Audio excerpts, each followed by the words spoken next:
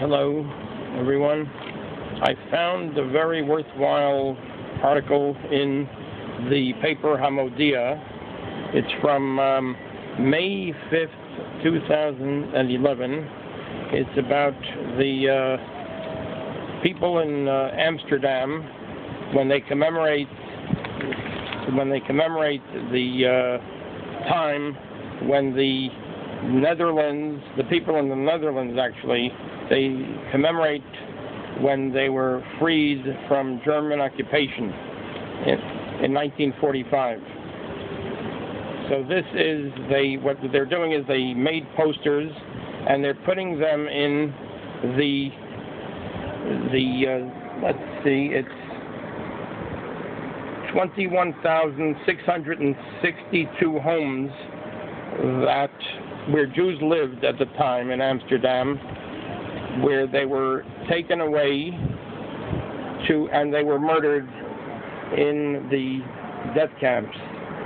So there were 21,662 houses in Amsterdam where Jews had lived, where they were taken from their homes and taken to death camps to be killed. So anyway, this is a very worthwhile story. So let's read it now. Let's take a look at it.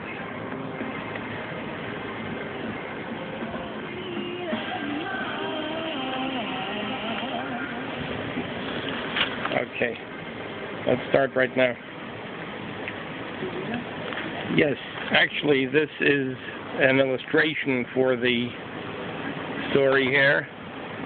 This is a poster that was put in each one of these houses in the window. It's one of the 21,662 Huizen, that means houses, where Jews lived, and they were taken away. Okay, anyway, this is the illustration for the story.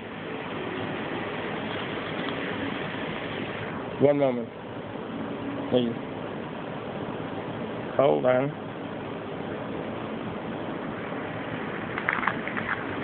There's, let's see, over here it says, yeah, this is the illustration again. And there's a quote here. The idea is to make the victims visible, to make people know that this happened even in their own neighborhoods. Jewish Houses spokeswoman Olivia Sampson.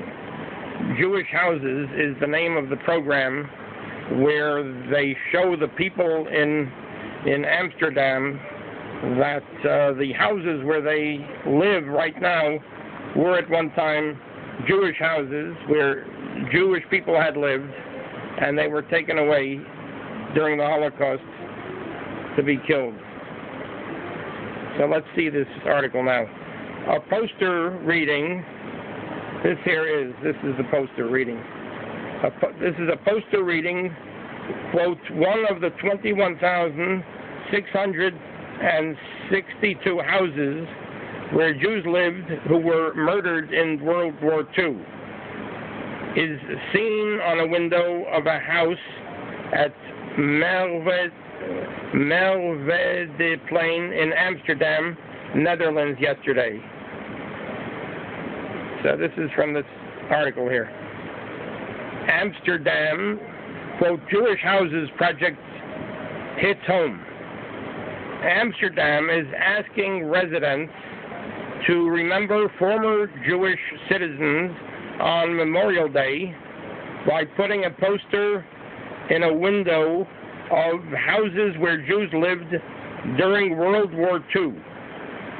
The quote, Jewish Houses project led Associated Press correspondent Toby Sterling to discover the tragic history of his own building. So Toby Sterling is the Associated Press correspondent that's writing this story. This is from Hamodia, Thursday, May 5th, 2011. Amsterdam, AP. Millions of tourists have stood in line to see the cramped quarters where Anne Frank hid from the Nazis while writing the diary that so powerfully conveyed the horror of the Holocaust. This week, meaning the author, discovered a link shockingly close to home. It turns out that the author lives in a building and has lived in the very apartment where 2 Jews were deported and later murdered in Auschwitz.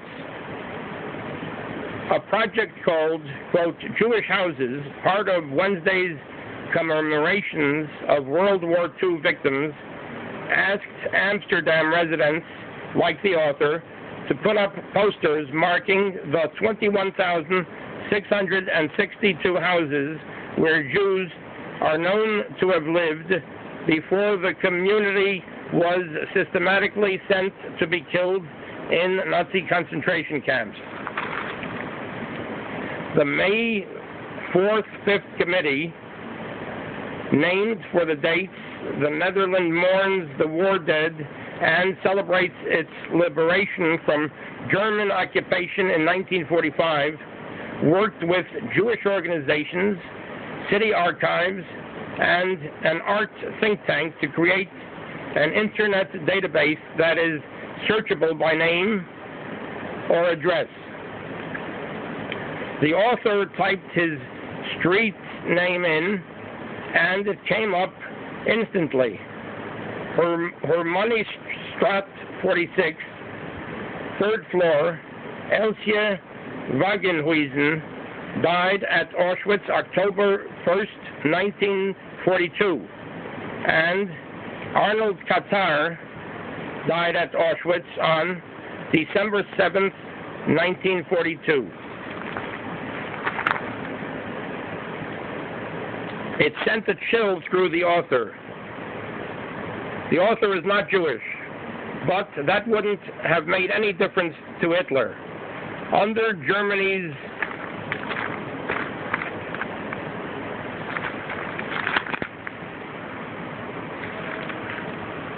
Under Germany's 1935 Nuremberg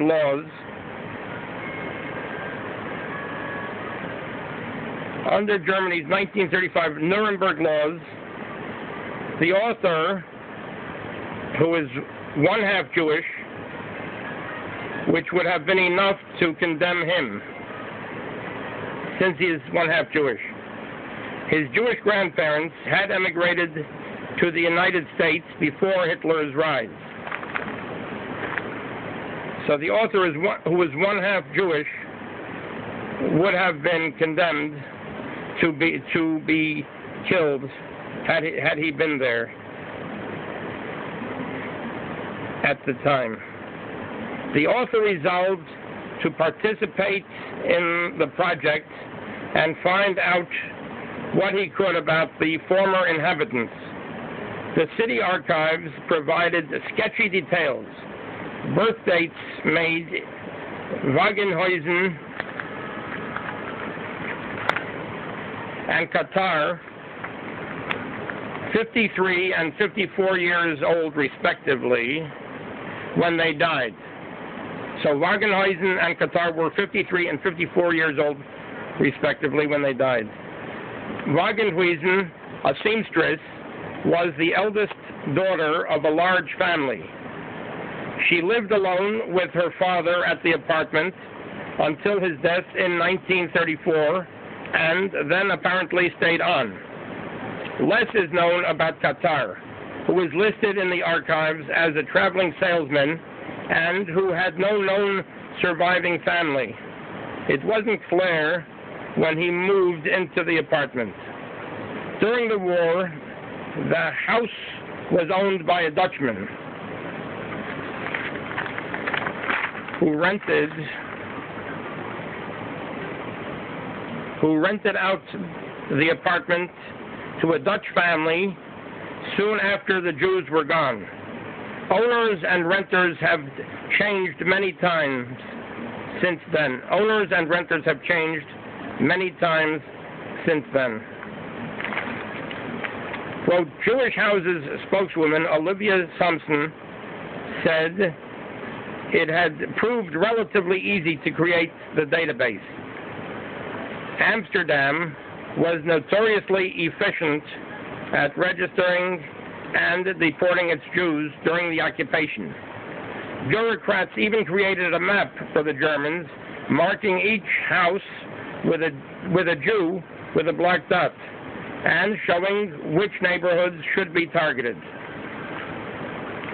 Jews made up 10% of the city's pre-war population in 1939.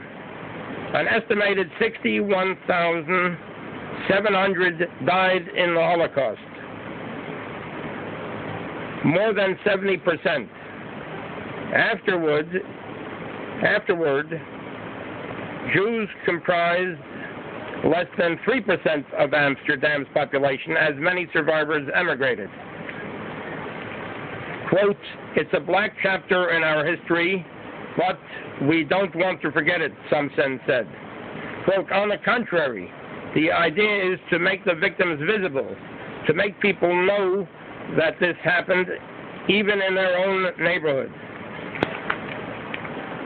The posters marked each house as, quote, one of the 21,662 houses where Jews lived who were murdered in World War II. She said the project has drawn strong reactions. Many, like the author, were surprised to learn their neighborhoods were once strongly Jewish. One man, Kenneth Kuhn, uncovered living relatives in Canada of the Jews who had lived in his house and obtained photographs of them, which he had printed and hung in his window. Quote, I'm very happy to be able to give them a name and a face, he said. It helps you to comprehend the importance of what happened here so we don't forget and make the same mistakes.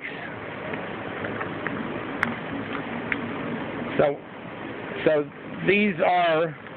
here are the figures again of how many of the Jewish population of Amsterdam at the time.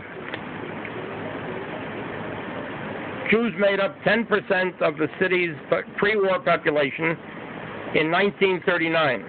An estimated 61,700 died in the Holocaust, more than 70% of the people that were living in Amsterdam.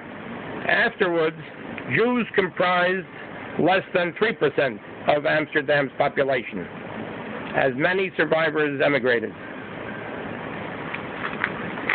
So here is a picture once more. This is a picture that they hung up, that the project called Jewish Houses is asking current residents of Amsterdam to hang up on in the windows or on the houses where they live on May 4th and 5th of every year to commemorate the Jewish people that lived there and who were taken away to be killed. This is here. This is one of the 21,662.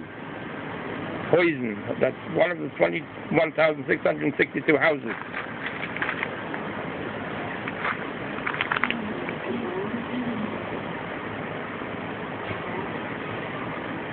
So the quote is in English. The poster says, one of the 21,662 houses where Jews lived who were murdered in World War II. That's the translation of this sign. Thank you very much for watching, and hope to see you next time. Thank you very much.